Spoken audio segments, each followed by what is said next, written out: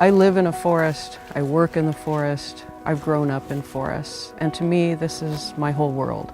And to see so many trees that I love dying is very disturbing. There's no precedence for this in modern times. The Rocky Mountains rise as the backbone of America, stretching from New Mexico to Montana and beyond. Today, this iconic landscape is changing in ways so profound it will transform the region for generations to come. The forests are currently dying at a rate that we have not observed in at least 500 years. Vast expanses of trees, once green and lush with life, now rise as brown and gray stands of skeletal snags. In the last 15 years in the U.S. alone, an area of forest larger than Colorado has perished. Spring's coming earlier, and that means we're losing our snow faster. Summer's hotter. Warmer temperatures are allowing bark beetle populations to build, and not only that, survive much better.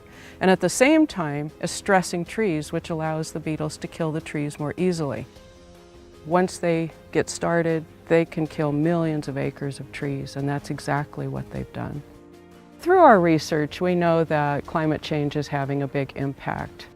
Without a major shift in climate, none of this could happen. From the white bark pines of the northern Rockies to the quaking aspens of Colorado, to the pinyon pines of New Mexico, trees throughout the range are in dramatic decline. And those same hot, dry conditions set the stage for another rising threat: wildfires. The average number of large wildfires each year is growing rapidly, and the wildfire season lasts more than 2 months longer than it used to.